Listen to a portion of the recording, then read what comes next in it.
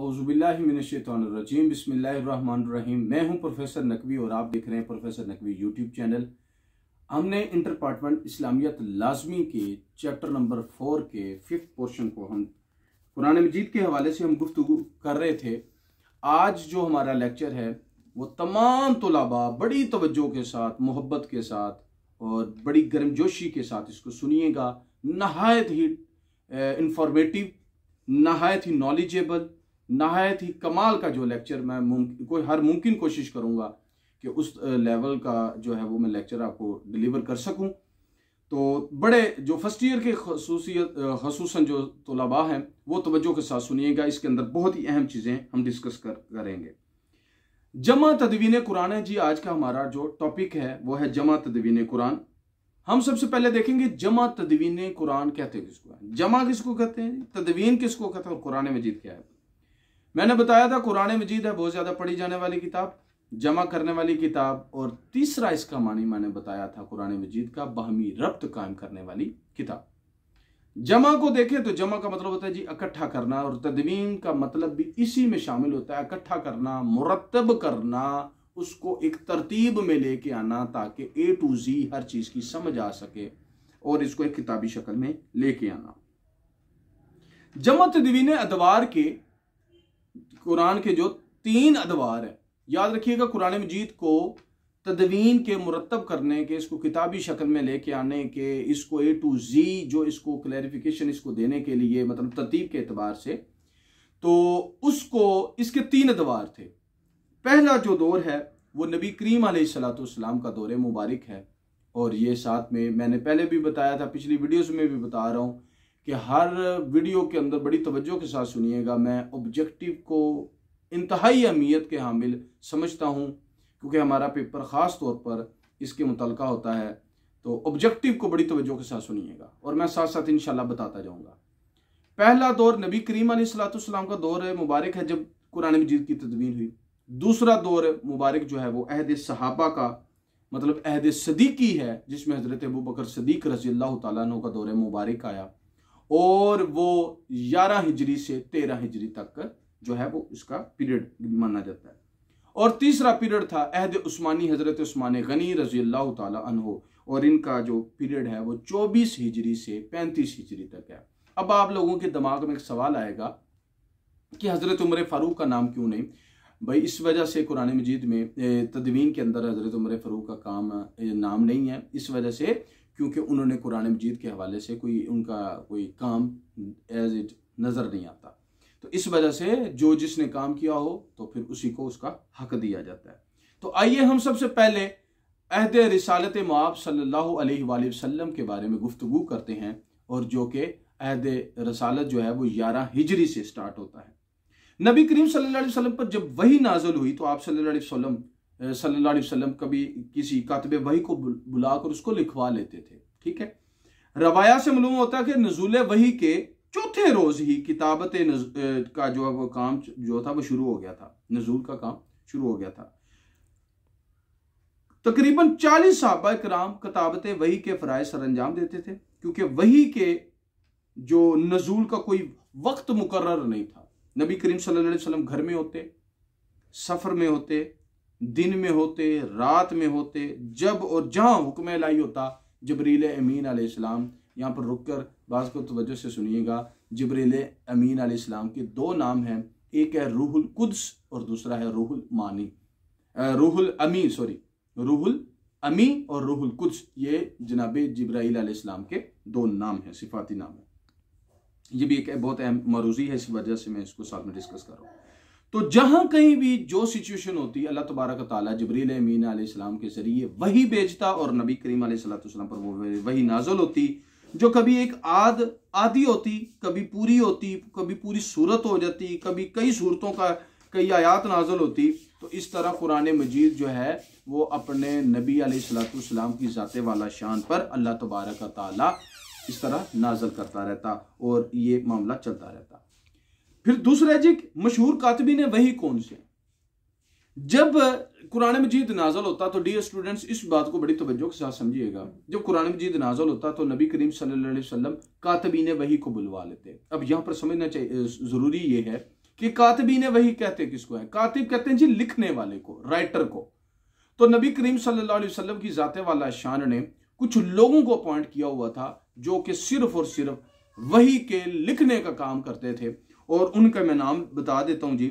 उनमें सबसे पहले रूए जमीन पर जिस बंदे को सबसे पहले कातबे वही का शर्फ हासिल हुआ वो हजरत ज़ैद बिन साबित रजी अल्लाह ताला अन्हु। दूसरे हजरत खालिद बिन वलीद रजी अल्लाह ताला अन्हु है। फिर हजरत अमीर मुआविया बिन सुफियान रजी अल्लाह ताला अन्हु है।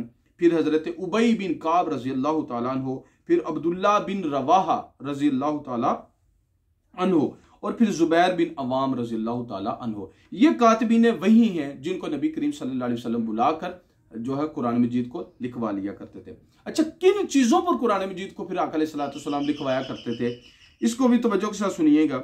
नबी करीम सल्लल्लाहु अलैहि वसल्लम पर जब कुरान मजीद नाज़िल होता तो वो सूरत होती, आयत होती, जो इस बार जो कुछ भी होता, अल्लाह तबारक नबी करीम सल्लल्लाहु अलैहि वसल्लम सहाबा को बुलाते और उनको पत्तों पर, हड्डी पर, ऊंट की जो शाने की चौड़ी हड्डी होती है उस पर लिखा जाता, चमड़े पर लिखा जाता, खजूर की छाल पर लिखा जाता, बड़े बड़े पत्तों पर लिखा जाता, पत्थर की जो स्लेटें होती हैं, बड़ी बड़ी सिल्ले होती हैं, उन वाइट पत्थरों के ऊपर लिखा जाता। तो इस तरह कुरान मजीद को महफूज कर लिया जाता। फिर अल्लाह तबारक ताला ने इसकी मजीद इसके अंदर जो है नबी करीम अलैहिस्सलाम ने इसकी शान में भी बातें बताई। कसम है लिखी हुई किताब की जो कुशादा वर्क में है, और एक और जगह फरमाया इन्नहुल कुरानुल करीम फी किताब मकनून। अल्लाह तबारक ताला फरमाता है ये इज्जत वाला कुरान है जो एक गुलाब पोश किताब में है, मगर एक किताबी शक्ल में मजमूई तौर पर आज की तरह मौजूद है वो नहीं था। जैसे अब कुरान मजीद हमारे पास गुलाब की शक्ल में है, एक किताबी शक्ल में है, हमारे पास बड़े आसन और खूबसूरत बाइंडिंग में जिल्दों के अंदर वो मौजूद है, और खूबसूरत जो सफ़हात हैं, खूबसूरत तरीका और लिखाई में शामिल हैं। ये उस वक्त इस तरह नहीं थे, लेकिन सहाबा की खूबसूरती और उनके इश्क की खूबसूरती के साथ इसको मुज़य्यन किया जा रहा था। अच्छा जी, किताबी शक्ल में ना होने की वजह क्या है?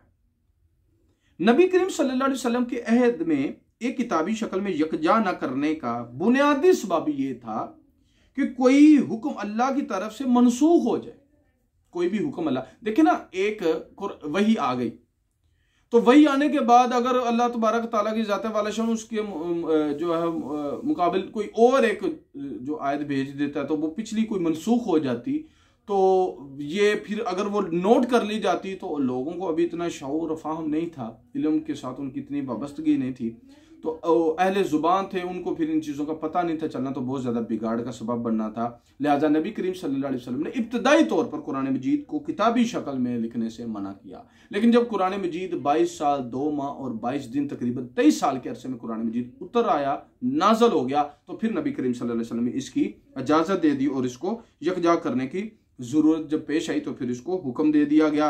यह लतकान फ़ी उलूमुल कुरान के अंदर अल्लामा जलालुद्दीन सयूती आपने इसको कोड किया है। दूसरा जी बड़ा ही अहम जो दौर है वो अहद सदीकी है। अहद सदीकी क्या है आपको पता है, और ये अहद सदीकी कब स्टार्ट होता है? 11 हिजरी। अब आपका यहाँ पर सवाल है 11 हिजरी तो नबी करीम सल्लल्लाहु अलैहि वसल्लम का दौर था। अरे बाबा, यहाँ पर याद रखिएगा कि 11 हिजरी नबी करीम सल्लल्लाहु अलैहि वसल्लम की जो थी वो इंतहा का ज़ाहरी विसाल से का टाइम था। जब 11 हिजरी को हुज़ूर अलैहिस्सलाम का विसाल हुआ तो उसके फ़ौरन बाद हज़रत अबू बकर सिद्दीक़ रज़ियल्लाहु तआला अन्हु आप खलीफा बने, तो उसी सन हिजरी में 11 हिजरी को आपने कुरान मजीद की तदवीन का काम शुरू कर दिया था। इस वजह से सन हिजरी के अंदर 11 हिजरी के जो है वो कुरान मजीद की तदवीन का जो अमल है वो 11 हिजरी से 13 हिजरी में 2 साल के पीरियड तक हज़रत अबू बकर सिद्दीक़ रज़ियल्लाहु तआला के ज़िम्मा में आया। हज़रत अबू बकर सिद्दीक़ रज़ियल्लाहु तआला अन्हु के दौरे मुबारक में कुरान मजीद की तदवीन हुई। यहाँ पर रुक कर एक बात को ज़रा सोचिएगा, समझिएगा और बड़ी तवज्जो के साथ सुनिएगा। जब भी कोई गवर्नमेंट आती है तो कोई भी लीडर आता है तो उसको कुछ ना कुछ मसाइल का, परेशानियों का सामना करना पड़ता है। तो हज़रत अबू बकर सिद्दीक़ रज़ियल्लाहु तआला अन्हु जब आप तशरीफ़ लेके आए, मतलब आप खिलाफत के मनसब पर मुतमक्किन हुए, तो उस वक्त हज़रत अबू बकर सिद्दीक़ रज़ियल्लाहु तआला अन्हु आपको 2 मेजर प्रॉब्लम्स का सामना करना पड़ रहा था। और वो कौन सी थी? बज़ाहिर इन दोनों का ताल्लुक आपको कुरान मजीद के साथ नहीं लगेगा, लेकिन इंशाल्लाह मैं इसको वाज़िया करूंगा, बयान करूंगा और बतलाऊंगा आपको इंशाल्लाह। हज़रत अबू बकर सिद्दीक़ रज़ियल्लाहु तआला अन्हु के दौरे मुबारक में एक बंदे ने जो थे मुनकरीन ज़कात जो है, एक तो पहला मसला मेजर मसला ये था कि मुनकरीन ज़कात ने इनकार कर दिया था, मतलब उन्होंने मुनकरीन का मतलब उन्होंने इनकार कर दिया था ज़कात देने से। तो हज़रत अबू बकर सिद्दीक़ रज़ियल्लाहु ताला ने फरमाया कि जिस जो कि एक बकरी के बच्चे का एक खुर भी देता था हजूर के दौरे मुबारक में, वो अब भी देगा, वरना उसके खिलाफ ऐलान जिहाद होगा। तो एक तो ये प्रॉब्लम था। दूसरा ये मसला था कि झूठे मदायान नबूवत का सर उठाना शुरू हो गए थे, जिसमें मुसैलमा कज़्ज़ाब एक आदमी था जिसे नबी करीम सल्लल्लाहु अलैहि वसल्लम के होते हुए भी नबूवत का दावा किया था। और इसकी बड़ी लंबी हिस्ट्री है, वो इंशाल्लाह अभी आपका रिलेटेड नहीं है, तो इंशाल्लाह वो कभी किसी दिन जो है वो एक लेक्चर के अंदर उसको मैं ज़रूर पेश करूंगा। तो अब मैं आपको बात बताऊं कि हज़रत जो मुसैलमा कज़्ज़ाब था उसके खिलाफ हज़रत अबू बकर सिद्दीक़ रज़ियल्लाहु ताला ने की जंग लड़ी थी। उसको जो झूठा नबी होने का उसने दावा किया था, वो जंग थी जंग यमामा। अब आपको कुरान मजीद के मैं साथ जोड़ने लगा हूं कि हज़रत अबू बकर सिद्दीक़ रज़ियल्लाहु ताला का क्या मामला था। जब उसका हज़रत अबू बकर सिद्दीक़ ने उस साथ हमला किया, उसकी फौज पर हमला किया, तो जो जंग हुई थी, वो लड़ाई हुई थी, उस जंग का नाम था जंग यमामा, जिसके अंदर तकरीबन 1500 सहाबा इकराम जो थे और वो हाफिज़े कुरान थे। अब आपको समझ आ जाएगी कि कुरान मजीद का ताल्लुक जुड़ना शुरू हो गया। तो वो 1500 हाफिज़े कुरान सहाबा थे, वो शहीद हो गए थे। तो ये बहुत ज़्यादा तशवीश का सामना करना पड़ रहा था। तो हज़रत उमर फारूक रज़ियल्लाहु ताला अन्हु का ये मशवरा भी था। आपने फरमाया था, और ये जो मैंने आपको बताया ना कि 1500 और बड़ी कसीर तादाद में जो शहादतें हाफिज़े कुरान साहबा की हुई थी, उसका बाकायदा तौर पे मैं आपको रेफरेंस भी कोड कर सकता हूँ। ये सिद्दीक़ अकबर किताब का नाम है, जो मोहम्मद हुसैन हैकल ने लिखी है। इन साहब ने किताब लिखी है, तो उसके अंदर इसका रेफरेंस उन्होंने पेश किया है। अच्छा जी, हज़रत उमर फारूक का खलीफा अव्वल को, मतलब हज़रत अबू बकर सिद्दीक़ रज़ियल्लाहु ताला को जमा कुरान का मशवरा क्या था। जंग यमामा 11 हिजरी में अगरचे मुसलमानों को फतह हासिल हो गई थी, लेकिन एक बड़ी तादाद में सहाबा इकराम जो कि हाफिज़े कुरान थे, अभी कुरान मजीद किताबी शक्ल में नहीं था, अभी कुरान मजीद जो है वो किताबी शक्ल में लेके नहीं आए, अभी वो टुकड़ों में था, मुंतशिर था, पत्तों पर, हड्डियों पर, दीगर चीज़ों पर लिखा हुआ था, उन पर वो सारा मौजूद था, लेकिन कुरान मजीद को किताबी शक्ल नहीं थी। तो एक तशवीश का इजहार हुआ। तो हज़रत उमर फारूक रज़ियल्लाहु ताला अन्हु, आपने हज़रत अबू बकर सिद्दीक़ रज़ियल्लाहु ताला अन्हु आपको जाके मशवरा दिया कि अगर इसी तरह सहाबा कराम हाफिज़े कुरान सहाबा शहीद होते रहे, तो कुरान तो किताबी शक्ल में आया नहीं है, तो ये तो नुकसान हो जाएगा। तो ये ना हो कि अब जो है वो किताबी शक्ल में ना आ सके और बहुत ज़्यादा प्रॉब्लम्स का हमें सामना करना पड़े। तो हज़रत उमर फारूक रज़ियल्लाहु ताला ने हज़रत अबू बकर सिद्दीक़ को ये मशवरा दिया कि इसको किताबी शक्ल में लेके आए। तो वहां पर हज़रत अबू बकर सिद्दीक़ रज़ियल्लाहु ताला का एक बहुत खूबसूरत जुमला जो कि तारीख में लिखा जाता है, और सुनहरी हरूफ से लिखा जाता है।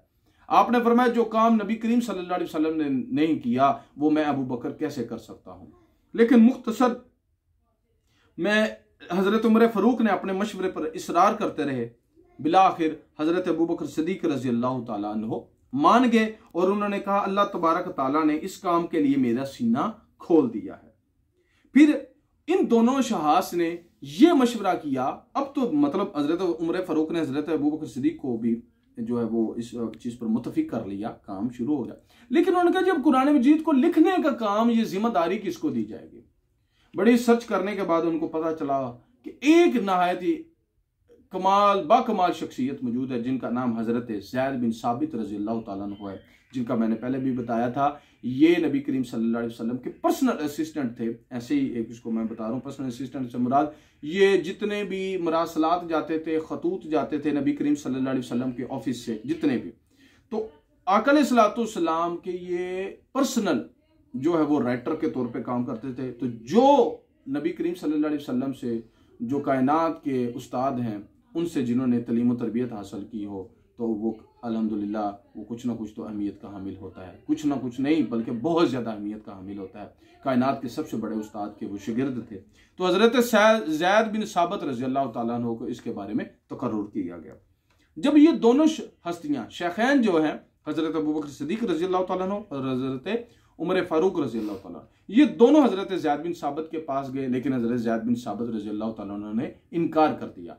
आपने भी वही जवाब दिया जो हज़रत अबू बकर सिद्दीक़ ने दिया था।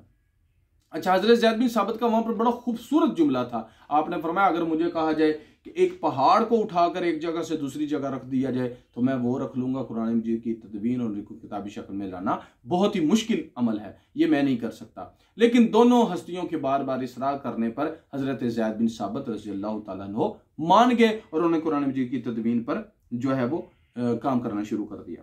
अब कुरान मजीद को जमा करने का तरीका क्या था? हजरत ज़ैद बिन साबित रज़ी अल्लाह तआला अन्हु ने मुनादी करवाई, मतलब एक डंडोरची को कह दिया, ड्रम बीटर को कहा कि वो मजमे में जाए, अवाम में जाए और वहां पर जाकर लोगों को बताए कि लोगों सुनो सुनो सुनो, जैसे एक स्लोगन सा दिया जाता है कि लोग इकट्ठे हों और वहां पर उसकी अनाउंसमेंट की जाए। तो आपने जिस शख्स के पास भी आपने ये अनाउंसमेंट की कि जिस शख्स के पास भी जिस हालत में भी आयत कुरान है वो जमा करा दे। आयत कुरान आने पर 3 तरीकों से इनकी तस्दीक की जाती थी। पहला तरीका क्या था? हुफाज के हाफजा से तस्दीक की जाती थी। दूसरा, 2 मोतबर गवाह जो हैं गवाही देते कि अहद नबी सल्लल्लाहु अलैहि वसल्लम में आप सल्लल्लाहु अलैहि वसल्लम के सामने आयतें लिखी गई हैं। और तीसरा, लिखी हुई आयात का दीगर मजमू और सीफों से मुवाजना किया जाता और फिर उससे वेरिफिकेशन करने के बाद उसको कुरान मजीद को रख लिया जाता। नायत जान फिशानी और मेहनत और लगन और मोहब्बत और इश्क, इस सारी चीजों के साथ 1 साल की मुद्दत में सारा कुरान मजीद जो है वह किताबी शक्ल में जमा किया गया। इस सहीफा को मसहफ या मसहफ इमाम का नाम दिया गया, जो इसको 1 साल के अंदर इस मेहनत को कुरान मजीद को इकट्ठा किया गया। दौरे सदीकी के बाद यह मसहफ हजरत उमर फारूक रजी अल्लाह तआला अन्हु के पास रहा और इनकी शहादत मतलब 24 हिजरी के बाद इनकी बेटी उम्मुल मोमिनीन हजरत हफ्सा रजी अल्लाह तआला अन्हा आपके पास रहा। आपको पता है हजरत हफ्सा कौन है?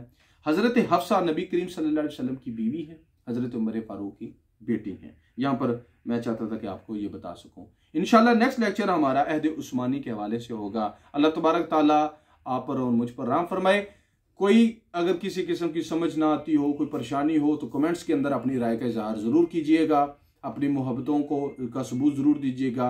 बेल आइकन को दबाएं ताकि लेटेस्ट अपडेट्स आपको मिलती रहें और मेरे चैनल को सब्सक्राइब करना मत भूलिएगा, मुझे भी ना भूलिएगा। अल्लाह तबारक ताला हम सब पर अपना रहम फरमाए। अस्सलामु अलैकुम वरहमतुल्लाहि वबरकातुहू।